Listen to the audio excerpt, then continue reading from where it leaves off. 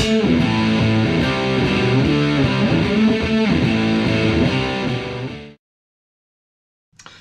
YouTubers, it's Andy here from MNMoto, coming to you from my office here in Minnesota, and wanted to reach out to you guys this week and give you a little bit of an update. Here in Minnesota, it has snowed about 2 feet. Because of that, I just wanted to share with you some of the stuff that I've been ordering for my Motovlog setup. If you look down in the description, I will put all of the items that I've ordered between Amazon and eBay, some of the deals that I've gotten, and share with you how I put together my Motovlog camera on my helmet. And my helmet is a Bell qualifier. I got it through Jaffram, which is no longer around, but I got it on Black Friday special a couple of years ago. I bought a $100 helmet for $50. The shield on it is tinted, costs as much as the helmet did, and I'll show you how I put together the camera. I used a lot of tips I've gotten from other motovloggers. If you look down in the playlists, you could see all of the videos I've collected from many of the major names of motovloggers to put together, you know, what I thought was the best for my helmet and my situation. Most of my setup I got from either Blockhead or I got it from John Maxwell. Got some other ideas from like Chase on Two Wheels. I also have a list of all the parts in the description, as well as a list of the microphones that most of those motovloggers have recommended. I haven't gotten my microphone yet. I don't have one to recommend, so I thought I would just give a list of like the top 5 or 6 that other people recommend that'll get you headed in the right direction. If you have any comments, questions, tips on things I could do different or better, please comment below. If you like the content you've seen so far, I know there's been very few videos put out and I haven't done any motovlogging yet, but if you want to see what's coming, like and subscribe. That way when I do get some good places, some rides in, as soon as the snow is off the ground, I'll be riding regularly. You'll get those in your inbox. So here we go. I'm going to show you how I put together my motovlog setup. Okay, YouTubers, I'm here at my dining room table. I'm going to go through a couple of parts that I ordered, most of which, looks like all of which, was from eBay, from China. Thing about ordering these Chinese eBay parts is that you never know what you're going to get. They all came from different locations with names I could not pronounce if I tried, and it took a couple weeks for each package to get here. They come at kind of random times in small, like, plastic envelope. But you'd be kind of surprised how much money you can save. Each one of these pieces were approximately $1 to $2 a piece. I'm going to list everything down below in the description for you to be able to order some of this stuff yourself if you want to save some money. Starting out with, right now the GoPro is in a tripod. I ordered these tripod mounts. There's 3 of them in a package. There's one on the GoPro right now. And then once I switch it around to show you putting the camera on the helmet, I'm going to go to this mount, which is a cell phone mount. You take your cell phone and you put it in here in the clamp, and then it's got a tripod screw on the bottom as well. Here is a shot of my tripod with my phone in it. And then you could also use one of these little guys to put the holder in it. The mounts that I'm going to use is, you get a flat and a curved GoPro mount in your package along with your GoPro. If not, you can order them on Amazon or eBay. They come with this flat mount. I also ordered a package of 2 J-hook mounts in case that would help to get the correct angle on the helmet, whether it's going to be on the front. I know some people front mount their GoPro this way on the front of their helmet, like so. I think this profile isn't going to work as good. I think the best way for me is going to be to mount it on the side, and we'll be able to tell here in a minute what works better, the flush mount or the J-hook mount. The main thing that you probably need to get is, they call this a 90-degree mount chain or something like that. It comes with these 3 pieces, the extension arm and the 2 90-degree, well, one 90-degree and one straight extension that makes up the kit for this. This comes with the 3 thumb screws.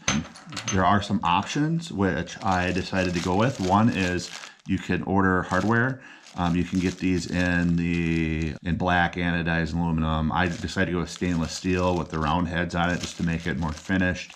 And those are to go into these pieces here instead of these thumb screws. And then also to finish it off, I really like Bike and Bird had a red GoPro case and a red thumb screw on his helmet that's black and red, and I really like that. I found these on eBay as well. That is also listed down here in the description on how I was very surprised with the quality. I've already taken them out and inspected them. They come with the rubber O-ring and they're aluminum and they look really good. I'm going to put one of these two on the very front to adjust the angle because that's something that I'll probably adjust more often. The rest of them I'm going to use these.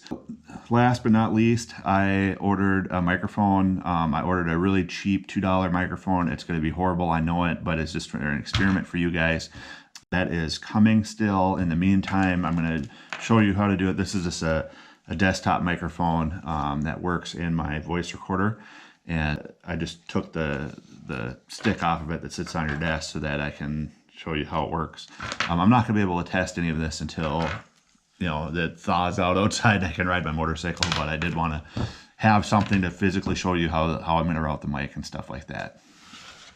I also have a list on my in where I put all the product descriptions of this stuff at the bottom, in the description of the video, of the microphones that each one of the motovloggers in my motovlog setup list, what kind of microphones they recommend. I've looked at them all.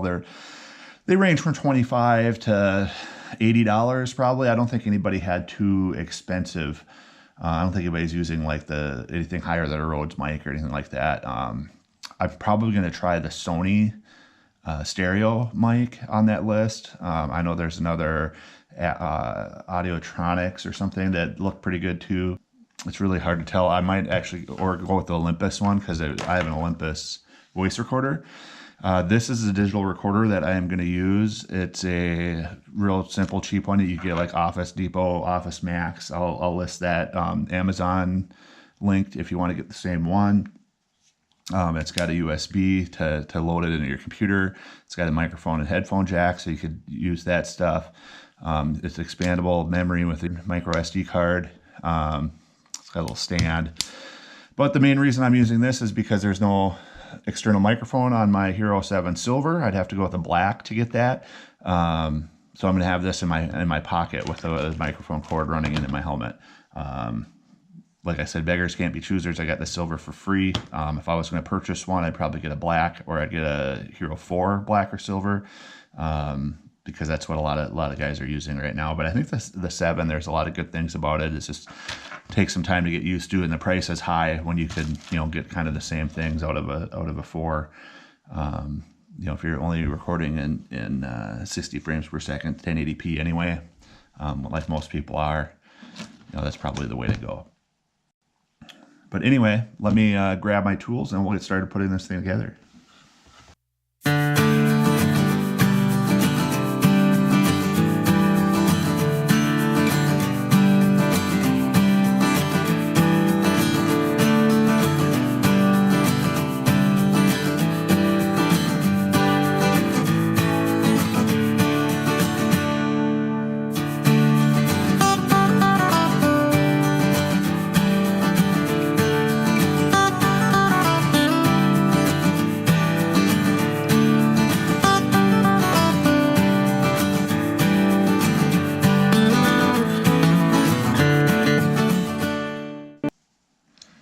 There you can see why I went with the stainless. It makes it look real nice and clean, good and tight. And then looking at different ways to set this up here. One other thing that I ordered that hasn't come in yet is I don't know if it's hopefully it's 3M, because 3M's a Minnesota company, Minnesota Mining and Manufacturing, if you wanted to know what 3M meant. But it's got a red automotive sticky pad with a tether. You know, I'll put it like up here and then the camera mount down here or something. So if this does break and fall off, it'll at least dangle and give me a chance to either pull over or catch it before we have a major incident and lose a camera bouncing down the highway, because I know that's happened to some people. And as a cycle cruiser with a fooked up day.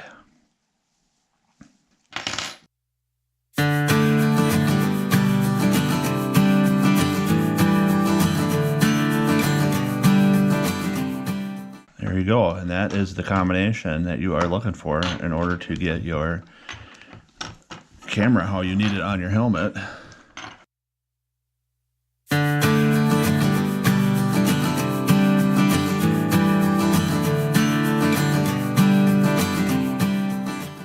All right, now I see why when everybody does this project that they say use whatever links you need to put together to make it happen. Because it is not as clear cut as I had thought. I'm trying to do what Blockhead and John Maxwell did, where they use an arm with a 90. And I'm using a little bit different one because I'm cheap and I got it off of Chinese eBay. They use the TOZ, the TOZ, I believe, brand off of Amazon, which I could have done. Use my own screws instead of the thumb screws, and then I use one red thumb screw just for looks on the front, which I might replace with one of these other screws later. And this is how it turned out for me. You can see this. I have it so I have the arm connected to what attaches to the helmet, and then I have a 90-degree like that coming off of it, and they make a block that's a 90-degree or two links like this. There's different ways you could do it, and that is connected to the frame.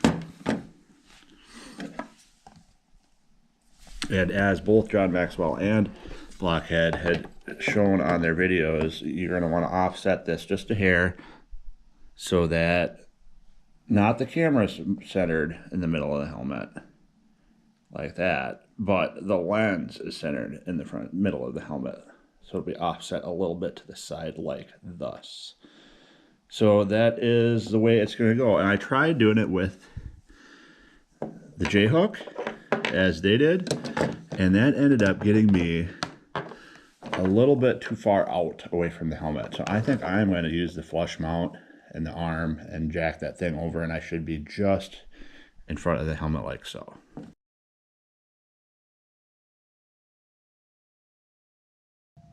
All right, hopefully that gave you some good ideas, and until next time, this is Andy from MNMoto. Thank you. Also, I've been having some problems with my camera. I've been getting a lot of SD card errors, and first couple times I had to reformat, which if you ever reformat it, it erases the videos you've done, and it set me back quite a bit. Very frustrating. I found out recently that if it gets that error, I pull out and put it back in, that everything's fine. So hopefully that'll fix it. It might be the SD card. I'm using the Samsung SD card, which is also in the description. I'll keep you updated on how that's working. And if I keep having problems, I will try a different one and put that one in my descriptions from now on, because I thought this was great. I got a good deal. It fit all the specs. It was actually on the GoPro recommendation list. It wasn't that expensive. But now I've been having some issues. So other than that, peace out. Talk to you guys later. So I'll probably even cut that attempt all the way out. Maybe not, because, you know, sometimes it's good for you guys to see stuff like that, because you might have been thinking the same thing. Wondering why everybody says you need that J-hook when you probably just need the one that's in the package.